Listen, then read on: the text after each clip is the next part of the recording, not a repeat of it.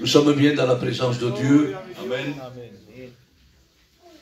Voilà, avant toute chose, je tiens à vous souhaiter une bonne et heureuse année. Amen. Meilleurs vœux, bonne santé, et qu'on puisse faire des grandes et riches expériences avec le Seigneur. C'est le but. Amen. Amen. Ce que nous n'avons pas fait peut-être en 2024, qu'il fallait le faire.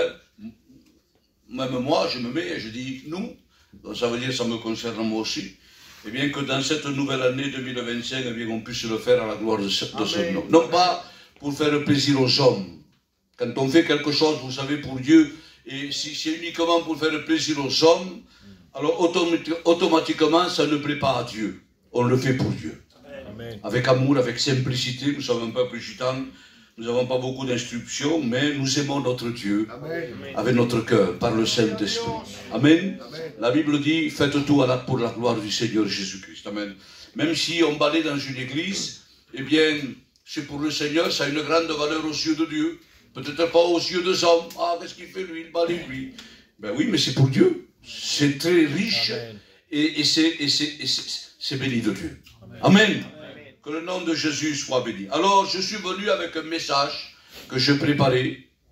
Ce message, je l'ai déjà prêché une seule fois. Je l'ai prêché qu'une seule fois à Olonza. J'ai eu à cœur de le prêcher ce matin ici. Amen.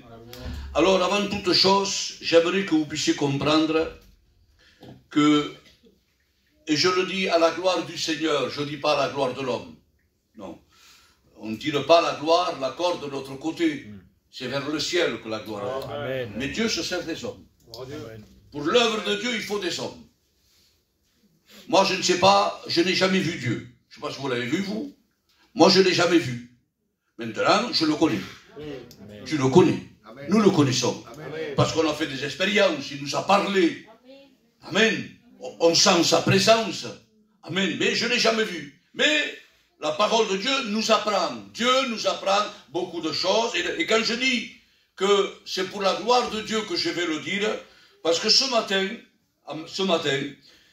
et c'est le message que le Seigneur a mis dans mon cœur, ce message que le Seigneur a mis dans mon cœur, je l'ai fait en 2 fois. On ne peut pas l'apporter en une seule fois. Il est trop long. Donc, même à Olonzac, je l'ai apporté en 2 fois. Voilà. Donc, je vais vous donner la première partie, et quand Dieu voudra, dans 1 mois, dans 2, dans 3, dans 4, quand le Samuel me mettra dans le programme, eh bien, je vous apporterai... Je te mets. Pas de souci. Donc, j'apporterai la suite, Dieu voulant, si Dieu le permet. Amen. Et si Amen. Dieu le fait. Amen, parce que c'est lui qui dirige toutes choses. Alors, je ne prétends pas vous apporter ce message en but de vous enseigner. Je ne suis pas un enseignant, moi. Je ne sais pas toi, Samuel. Pour être enseigné, il faut aller à Chien. Le frère Angelo, le mois prochain, il va à Chien, Dieu voulant. C'est pour apprendre. Les enseignants, vous savez, les experts, ils sont là-bas. Mais ce n'est pas pour autant que nous, les serviteurs, nous devons mettre, vous savez, cette chose de Dieu pour l'Église de côté. Nous le faisons à notre portée. Amen. Si Julien est là, il y a des serviteurs qui ne peuvent faire là, mais cela ne veut pas dire que nous ne devons pas le faire non plus. On n'est pas des enseignants, mais on connaît nos Bibles. Amen. Et l'Église a besoin de nourriture. Amen. Amen. Chez une église, vous savez, elle n'est pas nourrie, automatiquement, oui, il y a du bien qui se fait. Amen, l'église est pleine. C'est qu'il y a la bénédiction de Dieu. Merci Seigneur, il le faut. Mais l'église a besoin d'être enseignée.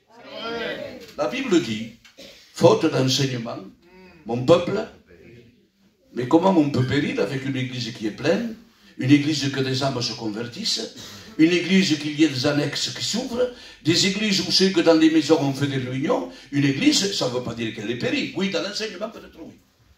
L'église a besoin de nourriture. Amen. Alors je ne prétends pas dire que moi j'ai la nourriture pour l'église. Ce n'est pas ça. Le frère Samuel, c'est un ancien, je le connais moi. Amen. On connaît nos Bibles, on n'est pas des experts, mais on connaît nos Bibles. Et on sait quoi répondre. Et on sait quoi donner quand l'église a besoin de quelque chose. Amen. Amen. Que le nom de Jésus soit béni. Alors ne le prenez pas, vous savez, comme un enseignement, c'est pas cela. Moi, c'est un message que je vous apporte. Pour la gloire du Seigneur Jésus-Christ. Amen. J'aimerais parler, vous savez, d'une doctrine qui est très importante et que parfois l'Église ne connaît pas. Elle le connaît, oui, mais elle le connaît mal. Alors, j'aimerais débuter ce message en vous posant une question. est-ce que l'Église, c'est une doctrine? Frère David qui fait ça. Hein? Il n'a pas peur de répondre, merci Seigneur. Voilà. L'Église est une doctrine. Vous savez que dans la Bible, il y a plusieurs doctrines. Mais la doctrine de l'Église englobe tout. Parce que toutes les autres doctrines sont dans l'Église. C'est comme quelqu'un, vous savez, qui connaît beaucoup de choses, mais il n'a pas l'amour. Il ne connaît rien du tout. Mais s'il a l'amour, il a tout. Amen. Parce que tout est dans l'amour. Est-ce que vous comprenez ça?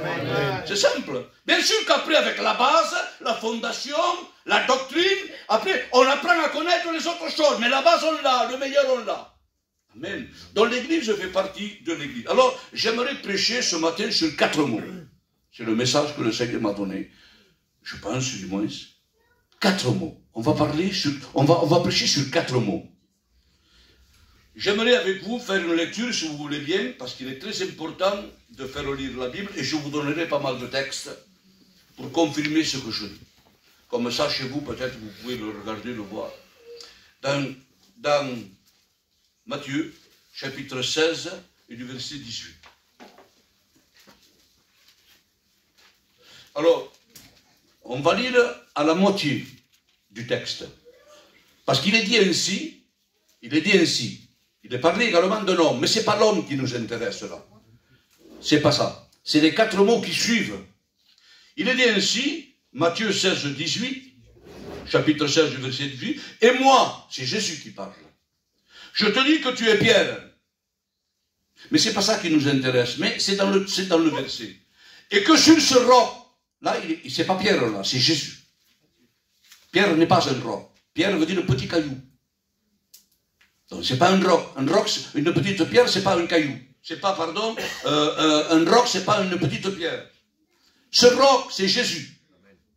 Les 4 mots suivent maintenant. C'est ce que nous allons voir. Je bâtirai mon église. Voilà. Je bâtirai mon église. Alors, il n'y en a que 4 de mots. Vous êtes d'accord avec moi? Alors, qu'est-ce que veut dire ces mots? Qu'est-ce que Jésus a voulu dire? Je bâtirai mon église. C'est vaste. C'est difficile à comprendre. Je bâtirai mon église. Oui, mais comment, Seigneur, tu vas la bâtir l'église? Comment tu vas t'y prendre? Et j'ai voulu chercher un petit peu comment Dieu s'y est pris pour bâtir son église. Parce qu'au départ, c'est pas Jésus. Au départ, c'est Dieu le Père. Amen. Il y en a qui disent que la naissance de l'Église, prend acte de naissance dans les actes des apôtres. C'est faux. C'est pas ça. L'Église déjà, je ne veux pas dire quand je dis faux que c'est pas vrai. Attention. L'acte, oui, nous voyons que l'Église, elle naît. Je voudrais prendre un terme et je ne sais pas. Je ne voudrais pas vous être choquant, nous sommes un peuple jutan, un peuple respectueux. Quand une femme, elle attend un bébé, est-ce qu'elle attend qu'elle naisse pour l'aimer? Mais non. Quand elle sait déjà qu'elle va attendre, et qu'elle attend un bébé, il l'aime du même amour. L'amour, il est le même. Et quand il est né, c'est la joie. Quand il naît, c'est la joie. Mais l'amour déjà était avant la naissance. Est-ce que vous comprenez ça? L'Église, nous la trouvons où? Dans le livre de la Genèse, chapitre 3 du verset 15, c'est la première prophétie. Le premier prophète n'est pas un homme, c'est Dieu. Tu lui blesseras le talon, mais lui il t'écrasera la tête. Là nous voyons dans ces mots l'Église déjà. Pourquoi Jésus devait mourir sur une croix? C'est pour sauver des hommes, mais pour qu'il y ait naissance de l'Église aussi. Amen. Amen. Amen. Donc nous la trouvons déjà dans le livre de la Genèse, le premier livre. Il y en a 66 de livres. Dans les 66 livres, il n'y a pas un seul livre qui ne parle pas de l'Église. Même si les 39 dans l'Ancien Testament, eh bien, vous savez, elle n'y est pas l'Église. Elle y est sans y être, parce qu'elle prend naissance dans les actes des apôtres. Mais elle y est déjà, on en parle déjà.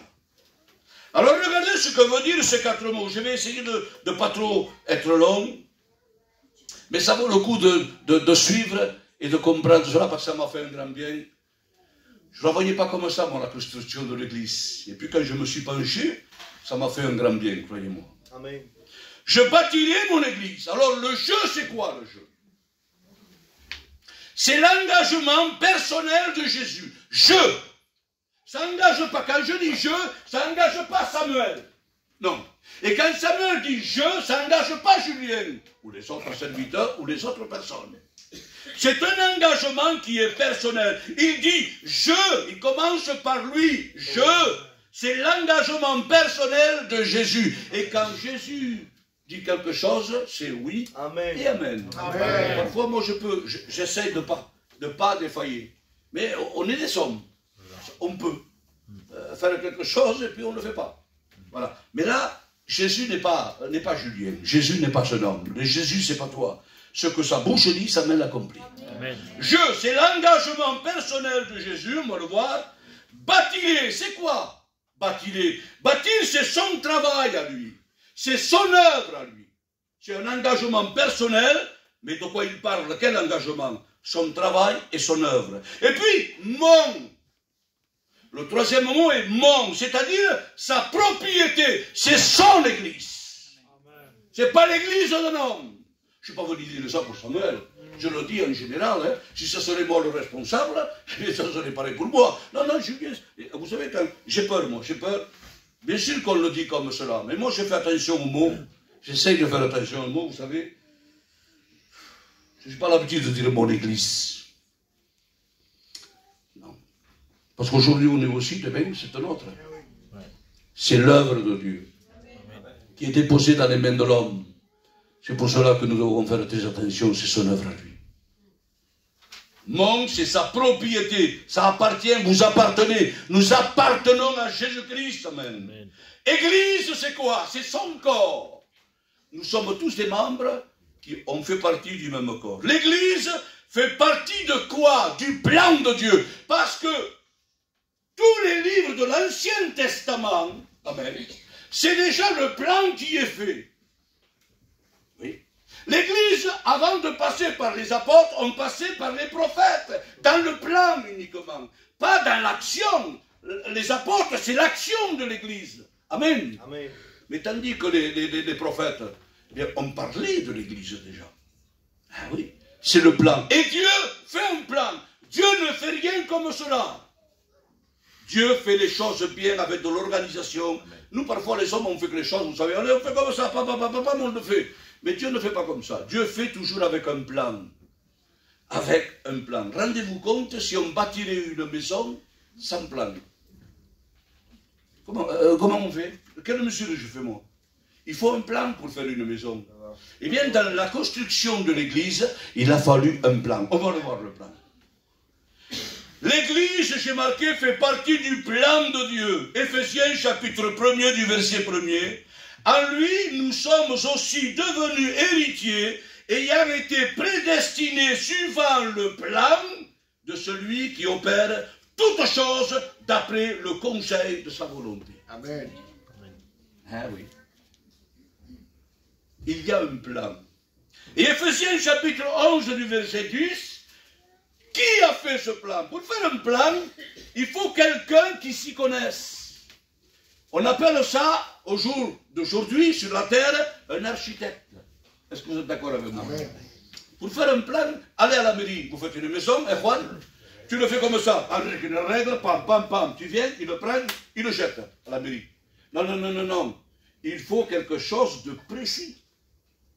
Et pour faire ça, pour connaître, il faut passer par un expert. Et là, pour faire les plans, on appelle ça un architecte. Dieu est l'architecte de ce plan et il en est même le constructeur, la Bible dit. Ça, c'est très important. Ah oui. C'est pas l'homme qui construit l'église. Non.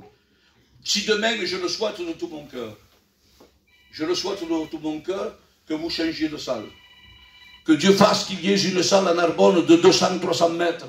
Que Dieu fasse à Narbonne qu'il y ait une église de 300-400 membres. Dieu est capable de le faire. Bien sûr. Amen. Il n'y a pas de souci, cela.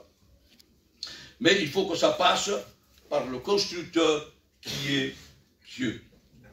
Alors, regardez maintenant, ça devient très intéressant. J'ai marqué dans la note, dans la pensée, Moi, je prépare les messages comme ça, avec des questions, des pensées, des notes. Certains hommes dirigent l'Église avec le plan de Dieu. C'est normal, on ne peut pas faire autrement. Il faut un plan pour construire l'Église. Amen. Amen. Et pour diriger l'Église, il faut un plan. Et certains hommes dirigent ce plan, c'est le plan de Dieu. On ne peut pas prendre notre plan à nous. C'est pas possible. Ça ne va pas le faire. On prend le plan de Dieu. Mais attention, parfois dans certaines églises, je dis bien, pas ici, mais dans certaines églises, il y a des problèmes. Il y a des choses qu'on ne voit que ça tourne par rond. Et vous pourquoi? Je vais vous le dire. C'est parce que le pasteur le dirige avec le plan de Dieu. Le plan de Dieu, pour nous, c'est la Bible.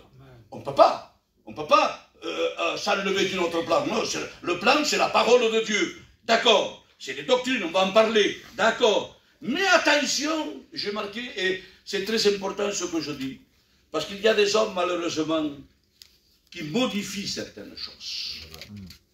Hein? Vous n'avez pas vu ça? Ah oui.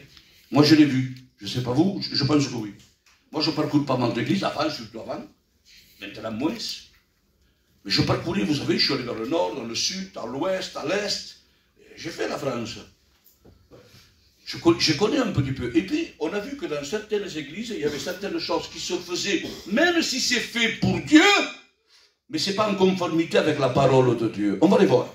On va les voir. J'en ai marqué, moi, 1, 2, 3, 4, 5, 6. 6 parce que c'est le chiffre de l'homme. Parfois, l'amour est changé par les sentiments. Le Zilda, le Couvret, Pobrecito. Ça s'appelle les sentiments. Ça ne marche pas avec Dieu. Ça peut marcher avec des hommes, Juan. Ça marche avec des hommes. Si je veux faire un copain, eh bien, si l'autre il a fait quelque chose, un chrétien, quelque chose qui ne va pas bien, alors automatiquement, bon, oui, mais c'est mon copain, alors je dis rien, hein, bah, on ne pense pas, et puis c'est tout. Hein. Bon, et je le laisse comme ça. Mais si je le fais pour lui, je dois le faire pour l'autre. Oui. Si je dois le faire pour l'autre, je dois le faire pour l'autre. Et tout ça s'infiltre dans l'église. Et c'est l'amour. Ah oui, moi, je connais un serviteur, il est auprès de Dieu maintenant. Je ne dis pas ça. Ça se dit pas. Toujours, chaque fois, ah, moi j'ai l'amour, hein, ah, moi j'ai l'amour. Il faisait quelque chose, l'autre,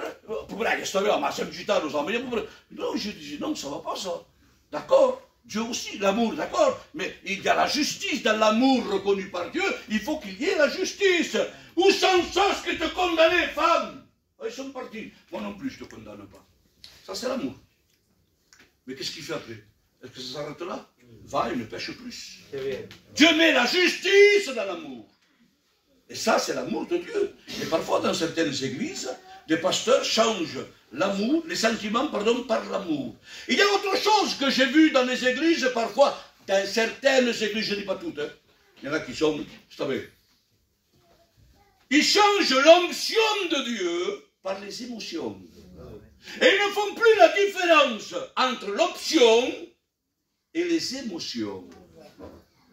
Et ça, c'est dangereux. Il ne faut pas. L'émotion, c'est une chose, l'onction, ça en est une autre. Amen. Et l'onction, c'est ce qui doit régner dans une église.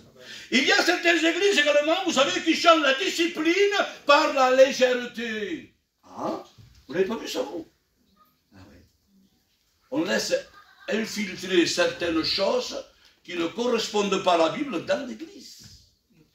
Et la légèreté, il ne la faut pas. Bien sûr qu'on n'est pas des parfaits. Moi, je ne suis pas parfait. J'ai des choses encore à arranger. J'ai des choses à voir. Et que je prie tous les matins, Seigneur, regarde mon caractère, ceci, là-bas. Chacun se met devant le miroir spirituel. Nous sommes sur la terre, nous ne sommes pas des parfaits. Mais nous ne voulons pas la légèreté. Non.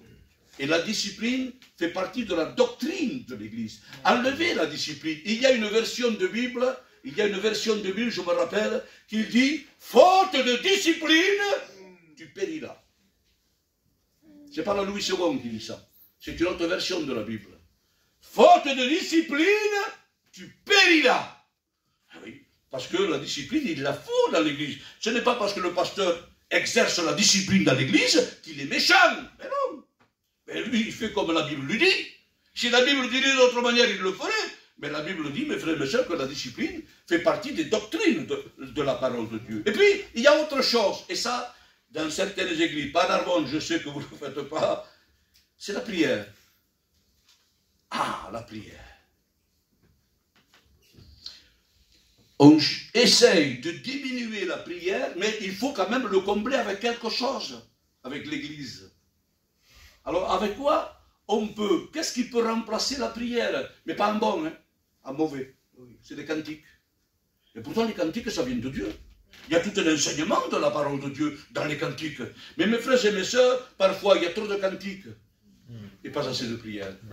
On dirait que les cantiques mangent la prière. Non, les cantiques, ça vient de Dieu, il les faut. Merci pour ceux qui chantent. Merci également, vous savez, pour ceux qui sont dans l'instrument. On va en parler un peu, s'il vous plaît, 2 minutes, hein, 20 secondes. Mais mes frères et mes sœurs, on a tendance, je leur dis, moi, les ignants chez moi, écoutez les frères, assez de chanter. Chanter, il faut chanter, il n'y a pas de souci. Je me régale, moi, d'entendre chanter, de chanter aussi. Mais, et la prière, où est la prière? Où est la prière? Où sont-ils les jeunes? Où sont-ils les veillés? Mais la prière. Alors on se contente de quoi? Ben, dans la semaine de prier 1/2 heure à l'église et puis c'est tout. Mais qu'est-ce que vous voulez faire, une église qui prie 1/2 heure par semaine? Non. La Bible dit de veiller jour et nuit. Ah! Et on ne prie pas qu'à l'église. On prie chez soi. On prend un moment chaque jour. Amen. Ça c'est mon heure à moi. Si tu as un rendez-vous, docteur, tu ne manques pas, je ne manque pas, parce qu'après c'est fini.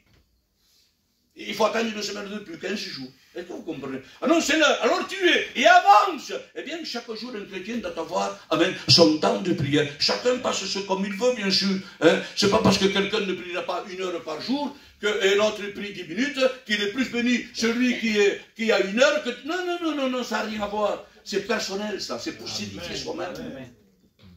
Vous comprenez? Donc la prière est changée avec, pas changée, mais plus de cantiques que de prière. Et puis, on touche même le Saint-Esprit. Comment ça? On ne peut pas toucher le Saint-Esprit ici. Dans certaines églises, vous savez, le Saint-Esprit n'est pas remplacé parce qu'on ne peut pas remplacer le Saint-Esprit. Mais, quand on ne fait pas tout ce qu'on a dit là, les sentiments, les émotions, la légèreté, eh bien, le Saint-Esprit, parfois, vous savez, je ne sais pas si je peux le dire comme ça, je ne sais pas si vous me comprendrez. Moi, je me comprends. Il est changé par un instrument, c'est le piano. Alors je dis, bon, par le frère, regarde, tant que le piano, c'est pour son Dieu. Mais vous savez, mes frères et mes soeurs, on ne sait rien faire maintenant avec le piano, sans piano. Avant, il n'y avait pas de piano. Et pourtant, il y avait une onction de l'esprit. Il n'y avait même pas de micro. Il n'y avait même pas de micro parfois. Mais l'onction de l'esprit était là. Où est le Saint-Esprit alors? Mais oui, mais alors il faut le remplacer, il faut jouer la chose, il faut essayer de colmater, de voir un petit peu, pour faire voir que l'église, ça va bien. Mais non, alors qu'est-ce qu'on fait? On touche du piano. Témoigner, ah, il faut du piano. Il y en a même qui prêchent, ils veulent le piano. Ils ne prêchent pas sans piano. Mais la Bible, la prédication n'a pas besoin du piano. Est-ce que vous comprenez? Alors, on remplace certaines choses, et puis ça ne va pas. Donc certains hommes dirigent l'Église avec le plan de Dieu, mais en modifiant certaines choses, c'est-à-dire les mesures, les matériaux, et ceci et là-bas. Et ça, on ne peut pas le faire. 2 Timothée chapitre 2 du verset 19, je vais vous donner quelques textes. Le solide fondement posé par Dieu subsiste. Ah. Le solide fondement posé par Dieu subsiste. Donc s'il n'y a que le solide fondement qui est posé par Dieu subsiste, mon fondement à moi, si j'essaye de changer certaines choses bibliques avec des choses, vous savez, pour compléter, mais qui ne sont pas trop bonnes, que ça fait plutôt partie des hommes et pas de Dieu, de l'esprit, automatiquement mon fondement ne va pas subsister. C'est pas bon. Nous ne sommes que des serviteurs, Samuel, Lénel, Angelo. Nous sommes que des serviteurs, nous sommes dépositaires et nous avons une grande responsabilité. C'est d'appliquer la parole de Dieu dans notre vie. Et d'essayer avec la grâce de Dieu de la diriger, non pas comme l'homme il veut, mais comme Dieu le veut. Amen. Parce qu'il y a des églises qui sont dirigées par la volonté de l'homme. Et ça, c'est pas bon, ça. Non, c'est pas mon église. Moi, chez moi, je suis patron chez moi, de ma maison. Si je veux casser le mur, personne ne peut rien dire. S'il y a une clim, je l'enlève, je la jette dehors, personne ne peut rien dire. Mais pas dans l'église. Dans l'église, le patron, c'est Dieu. Amen. Amen. Amen. Que le nom de Jésus soit béni. Hébreux chapitre 11, verset 10. Car il attendait la cité qui a de solides fondements, celle dont Dieu est l'architecte et le constructeur. Ah, ça veut dire que ça veut dire, il est l'architecte et le constructeur. Julien, fais attention avec le matériau du travail. Fais attention aux mesures, Julien. Ne dépasse pas de 5 millimètres. Parce que là, je n'ai pas d'accord avec toi.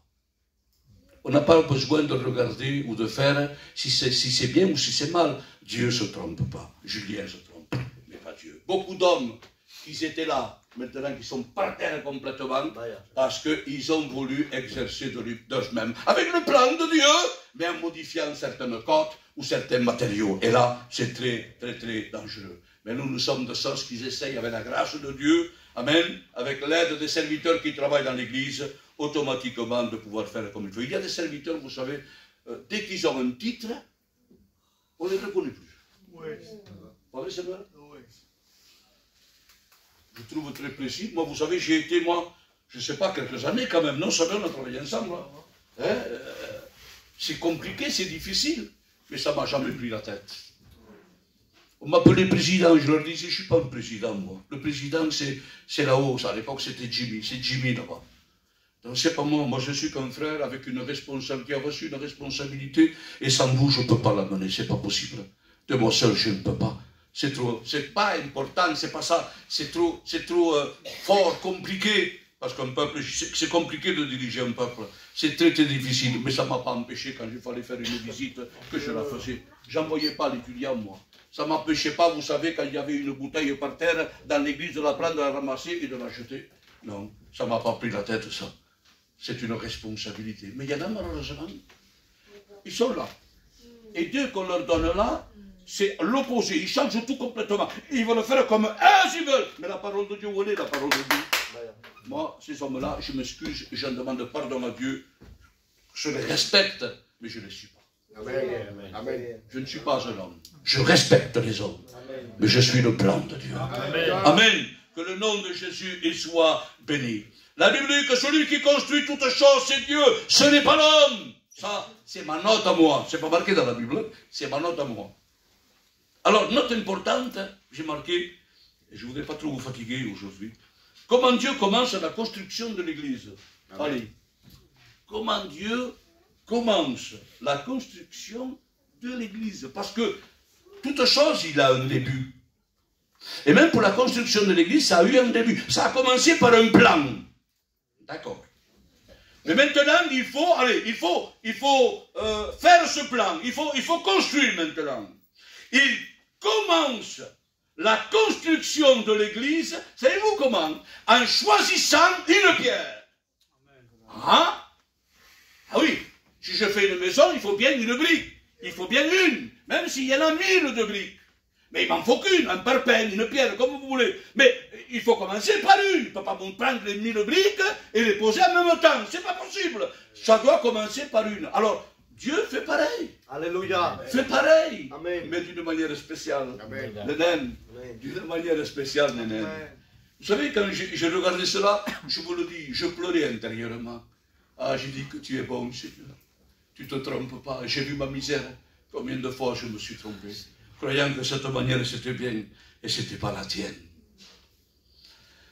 Regardez ce que dit dans 1 Pierre chapitre 2 du verset 6. Je mets en Sion une pierre angulaire, choisie et précieuse. Amen. Amen. Ah, c'est pas n'importe quelle pierre, celle-là.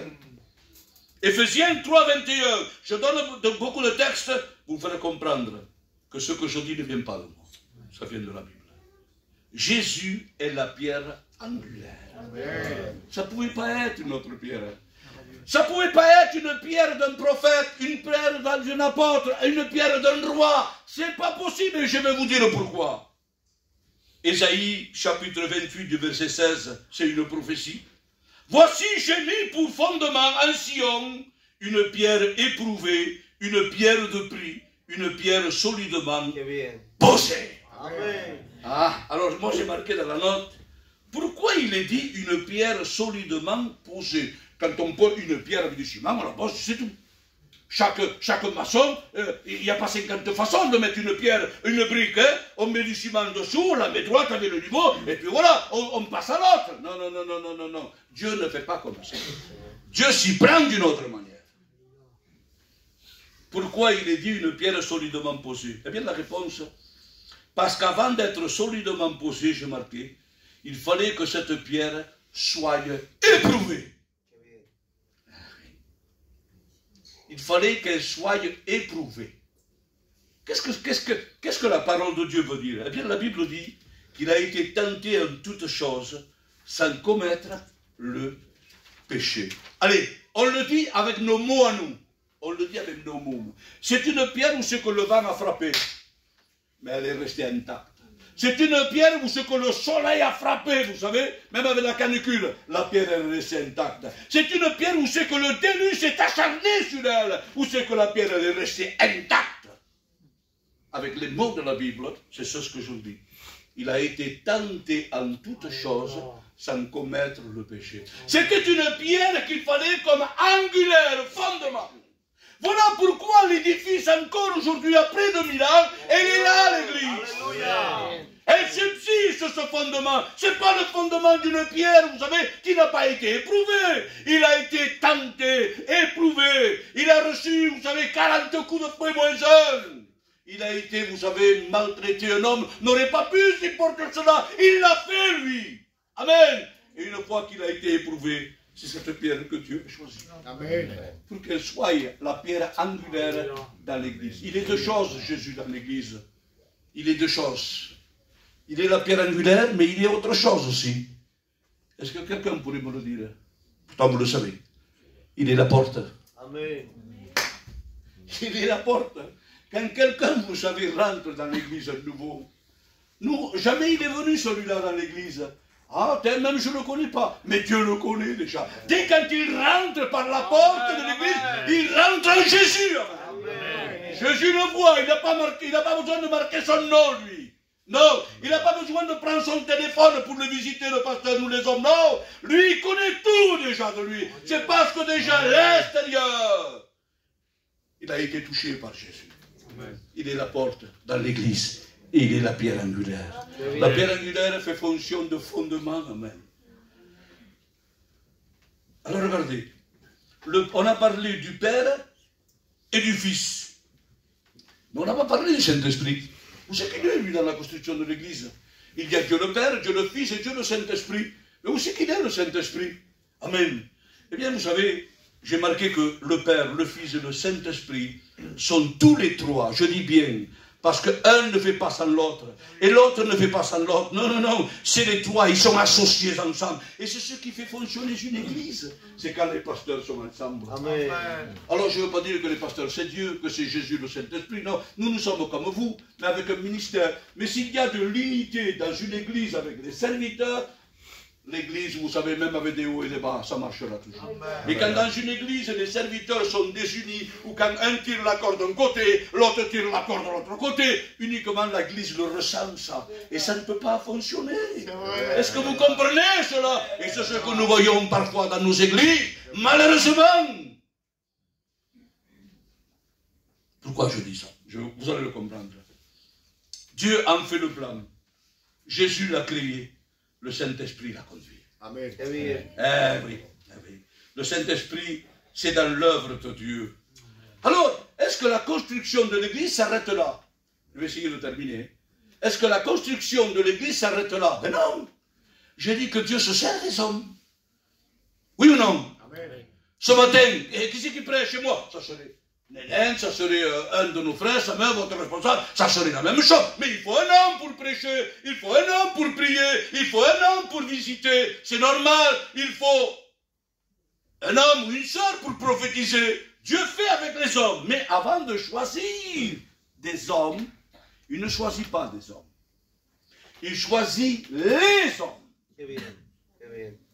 Les hommes, ça veut dire que les hommes, ils sont déterminés, choisis. De quels hommes il parle là, Jésus? Dieu a voulu, j'ai marqué, associer à son œuvre les hommes. C'est-à-dire que c'est lui qui se les choisit. Amen.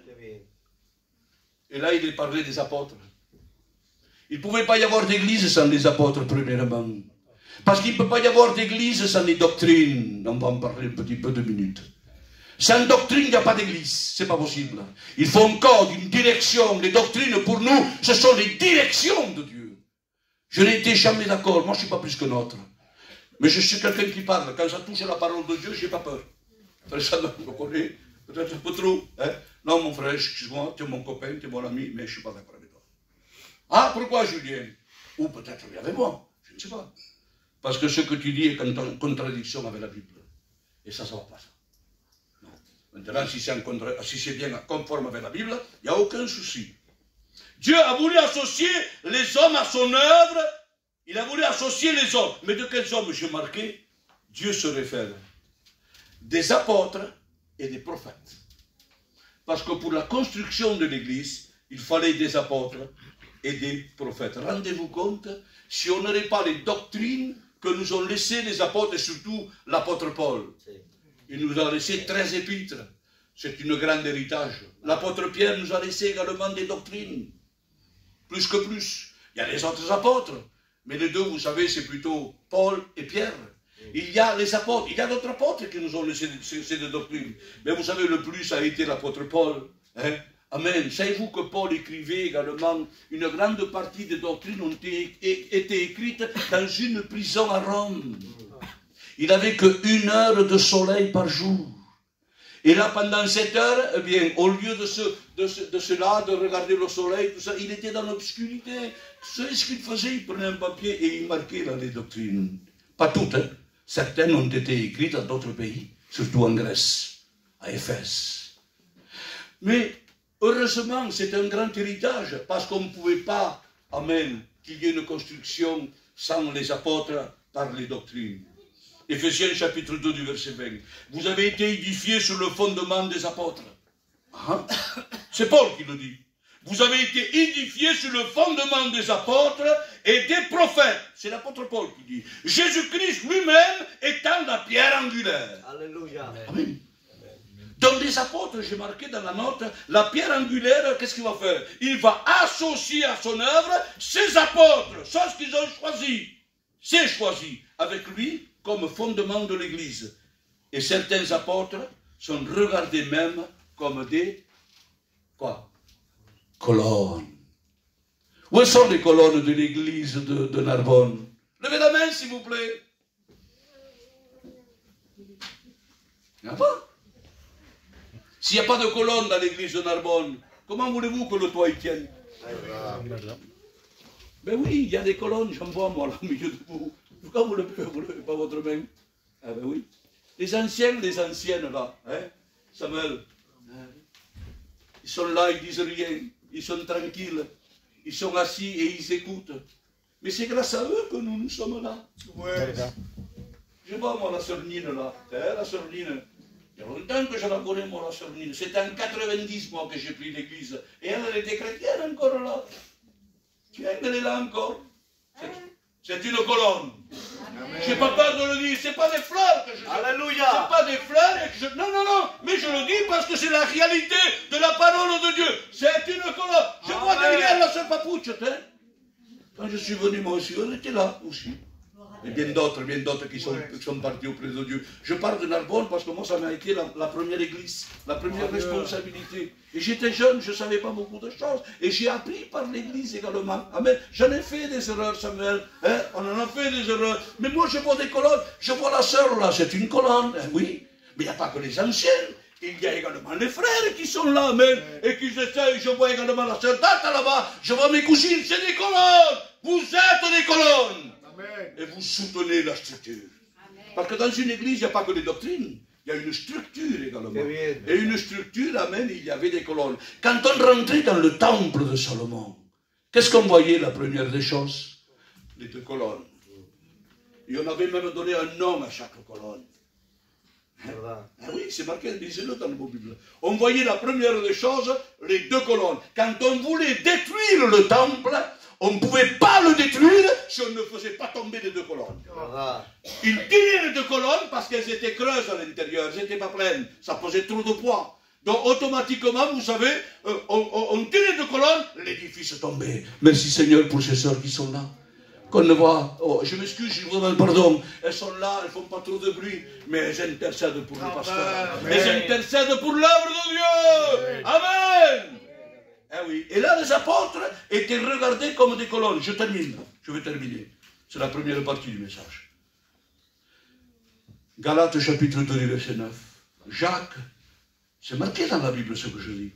Jacques, Pierre et Jean sont regardés comme des colonnes. Amen. C'est pas n'importe quoi ça. Le fondement de l'église avec tout son ensemble, c'est quoi? Avec tout son ensemble, c'est la vérité. L'église doit marcher, et je le dis, et je sais que l'église de Narbonne marche dans la vérité. Si on s'écarte un petit peu de la vérité qui est la base, qui est la ceinture, ceinture ça tient tout le corps. Amen. Et automatiquement, ça va décliner, ça va boiter, ça va parler, ça va critiquer, ça va ceci, il va y avoir des clans, et ça c'est pas bon. Et on voit que quand dans l'église il y a des clans, ou ceci, ou là-bas, et que le pasteur veut faire le dictateur, et ceci, là-bas, il faut tout recommencer à zéro. Et je rends gloire à Dieu sans juger personne. Je rends gloire à Dieu de ce que Dieu, et c'est moi qui l'ai fait. Je le dis, je n'ai pas honte de le dire, Samuel. C'est pas de l'orgueil, ça. Hein? On voulait mettre... Non, non, non, non, je dis déjà, non, j'en veux pas de jeunes, moi, dans l'église. J'étais responsable, je pouvais parler comme ça. Mettez un ancien. Amen. Sinon, je la prends moi. Tant pis, je la prendrai moi. Eh bien, vous savez, un ancien, il m'a écouté. Il m'a dit Samuel, il fait ce qu'il peut. Sa compagne est malade. Mettez les deux, les colonnes. Soyez des colonnes pour le soutenir. C'est pour que l'église aille en avant. Amen. Que le nom de Jésus soit béni. Je donne un dernier texte et je vous laisse tranquille. Je m'excuse si j'ai été long. 1 Timothée chapitre 3 du verset 15. L'église, colonne et appui de la vérité. Amen. Amen. Marchez toujours dans la vérité. Et Dieu soutiendra toujours l'église. Des vents contraires seront là. Oh, le diable essaiera de perturber l'église. Mais elle sera toujours là et elle tiendra le coup. Amen. Que le nom de Jésus soit béni. La prochaine fois, quand le frère m'invitera, je vous demanderai, on prêchera également maintenant sur l'église, les hommes, les sœurs, ce qu'elles doivent faire. Amen. Et il y a 7 points dans l'église que j'ai vu, que j'ai regardé moi, que j'ai médité. Amen. On verra la prochaine fois, Dieu le sait, hein, si c'est le plan de Dieu. Voilà. Mais voilà la construction dans l'église, dans ces bases-là. Je bâtirai mon église. C'est un petit peu tout ça. Bien sûr que c'est plus profond. Moi, je n'ai pas la capacité de le faire. J'ai fait ce que j'ai pu. Mais c'est ça. Je bâtirai mon église. Alors moi, ce matin, je dis, moi, c'est pas pour vous, je parle pour moi. Seigneur, dis-moi dans l'église, Seigneur, dis-moi ce que je dois faire. Je sais ce que je dois faire. Mais Seigneur éternel, que je sois une colonne pour la gloire du Seigneur, pour soutenir le pasteur, pour soutenir la compagne du pasteur, pour soutenir, amen, eh bien, les frères, les sœurs, c'est ça, amen. Je ne viens pas à l'église parce que je suis sauvé, je prends un baptême, je prends un culte, je donne une cotisation. C'est pas ça un membre de l'église. C'est pas ça. Ça va plus loin, ça va plus loin, ça va plus loin. Il y a beaucoup de gitans en Narbonne. Vous connaissez, je connais moi aussi. J'en connais beaucoup. Il y a beaucoup de gitans. Savez-vous qu'encore moi on m'appelle? Il y a des inconvertis même qui m'appellent. Samuel, on me fait la tête un peu. Viens, Julien, prier pour moi. Non, il y a un serviteur là. Mais je le connais, moi. C'est mon amistad. Oui, ça va. On ne fait pas attention, vous comprenez bien. Mais on travaille pour la gloire de Dieu. On n'a pas 50 kilomètres, sinon ça n'irait pas. David, sinon, Samuel, il me tuerait. Non, je ne suis pas là pour prendre une place, moi. Je suis là pour aider. Amen. Ça sera là pour le monde. Peut-être demain Dieu, il aura une chance. Je le dis, je le prie. Seigneur, qu'est-ce que je fais moi dans l'église? Je ne veux pas rester comme ça. Je suis malade du cœur. J'ai 64 ans, mais Seigneur, je ne veux pas, je ne suis pas habitué à rester comme ça. Donne-moi à faire quelque chose. J'attends, Seigneur. Dis-moi, je suis là. J'attends, Seigneur. Amen. Tant que tu ne me diras rien, je ne bougerai pas d'un millimètre. Parce qu'il y a des hommes qui veulent bouger de semaine. Et ce n'est pas Dieu. Et c'est pas Dieu. Non, non. Dieu te veut assis. Et toi, tu marches pas. Non, reste assis. Quand Dieu te dira de marcher, on marchera. C'est là la compréhension de Dieu et que Dieu se plaît à se servir des hommes. Amen. Amen. Est-ce que vous avez compris? Amen. Si vous avez des questions, allez voir le frère Samuel. On va prier le Seigneur. Je vais demander